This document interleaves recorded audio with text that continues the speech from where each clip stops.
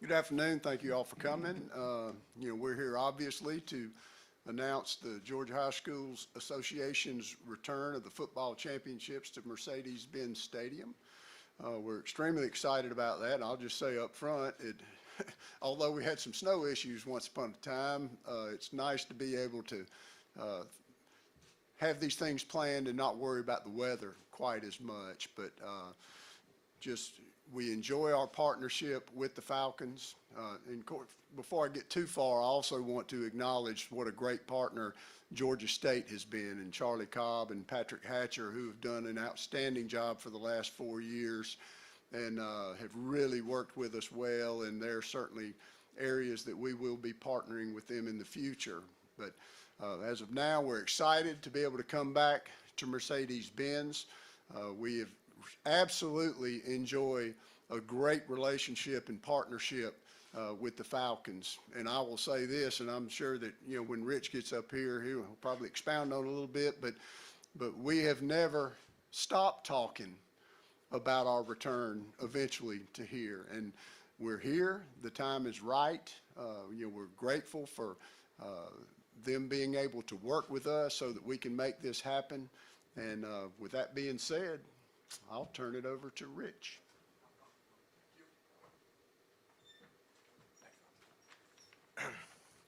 Okay, I apologize for my voice. So my voice is shot.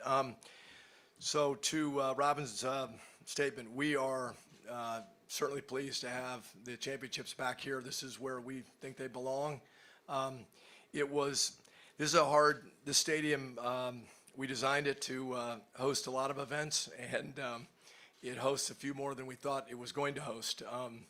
We're up to about 50 events a year, and it creates a lot of scheduling problems for us. And certainly with the Georgia high schools, I remain remiss on our part that we weren't able to keep the championships here, but I do take my hat off to Georgia State.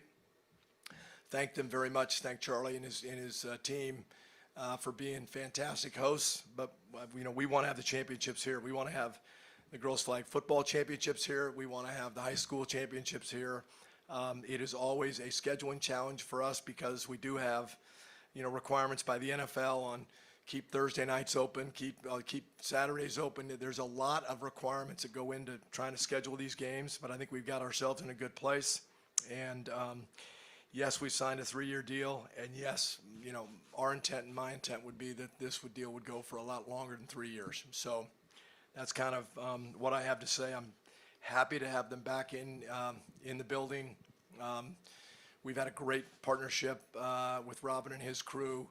The idea that during this period of time we did get girls flag football as a sanctioned sport in the state, that was fantastic, and we thank their partnership in getting that accomplished and getting that across the finish line. We had the semifinals at our facility a couple weeks back, and it was great to have them. And it was raining very hard, so I think they were very thankful to be inside. So with that, I'll turn it back to, I guess we'll go to Q&A if you guys want. And I'm assuming you want to hear from Robin because his voice might sound better than mine. Yeah, Robin, we'll ask you to go back up to the stage. And Rich, if you'll stay up there. If you got a question, just raise your hand. We'll get you a microphone.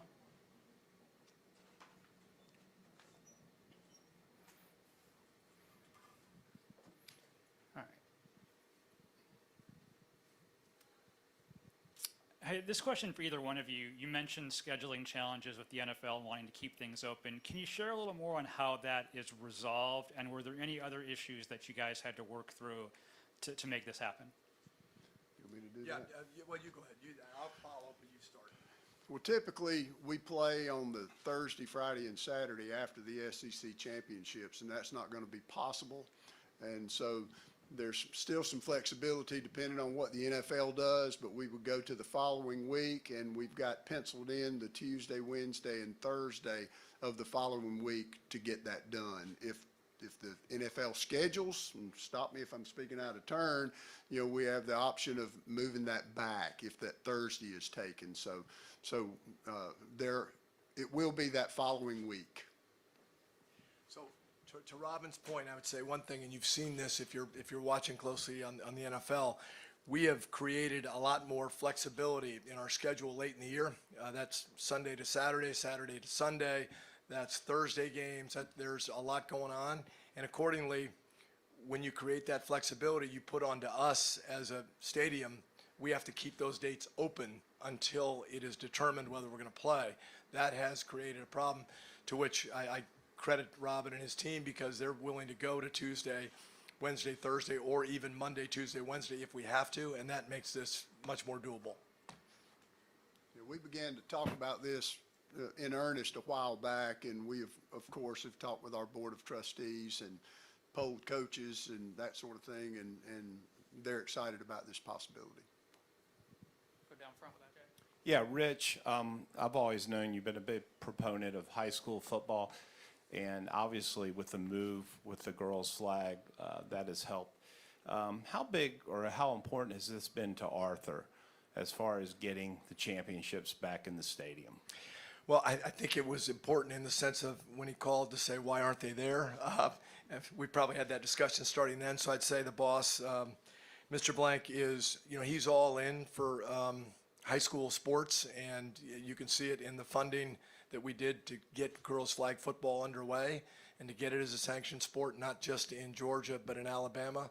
And now we're trying to get it done in Montana, which I know you're going to say Montana. It doesn't seem necessarily close, but Arthur does have a lot going on in Montana. So we're all in for that. I think he has constantly said, when are we going to be able to get it back here? I've had discussions with Robin for a number of years, almost from the year that they moved out. And last year would have been a year, but they had an agreement with Georgia State. I am proud of them for honoring that agreement. I'm glad they did, and so this became the year to get it done. And if you got a question, raise your hand. We'll get you a microphone.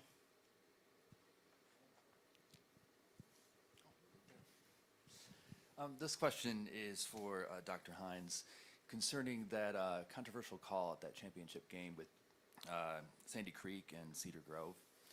There's a petition out right now, about 700 people signed it. They want a rematch. Is that a possibility? And then also they're talking about instant replay and thinking about championship games being here at Mercedes-Benz. The technology is there. Is that something that you're all looking at? First question is no, there will be no rematch. Unfortunately, we want all calls to be right. The current rules of the Georgia High School Association do not allow for judgment calls by contest officials. They're all not reversible or reviewable at this time. But we've already had many conversations, obviously, with our Board of Trustees, and we'll be meeting in January to discuss that and some other things. And there's a lot that goes into video review. Operationally, how does it go? What are the angles? Do you have the technology to do that? We certainly feel like we have that option in the championship games here at Mercedes-Benz. I don't want to get ahead of my skis on this, but I've already, I don't make the decisions, I don't make the rules. I'm the person that implements those, but setting the pre-work, and don't want to speak out of turn, but IJ here is involved in the Corky Kale, and that would be an opportunity should we get this proposed and to the executive committee in April and passed. We would like to move as quickly as we could to get a pilot so we could practice that for the games that would be played here in the Benz with the Corky Kale. So yes, we are going to take a look. We feel like we have to look at instant replay when it's feasible and the technology exists. Any more questions? Just raise your hand. We'll get you a microphone. All right, if everybody's good, give us 1 second. If you want to reset, we'll do a photo op on the stage. I did want to say one thing that he talked about girls flag football, what a great partnership that it's been, and I just wanted to be able to publicly thank Chris Millman and Amanda Dinkle for guiding, and we didn't have a choice actually, with those people, and so to put that in there, it is absolutely our fastest growing sport. We have about 230 schools involved in it now. There are almost 50 JV programs. We've seen communities around the state that have put it in middle schools and down in the recreation departments, and we want to see that grow.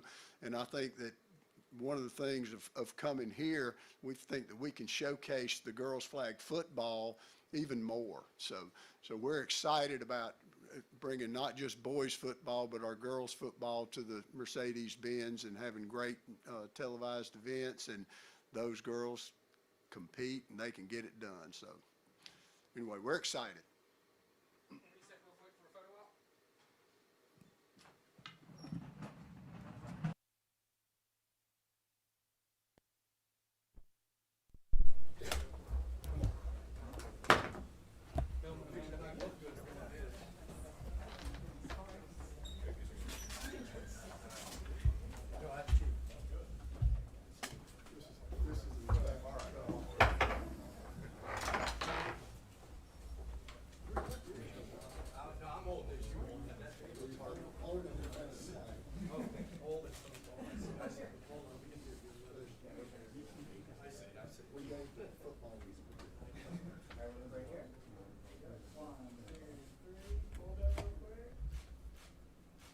Everybody good down here? We'll ask you to slide out of the way so cameras can get you in the back.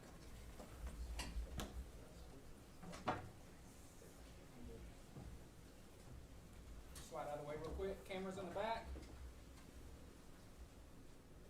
3, 2, 1. Thank you, everybody.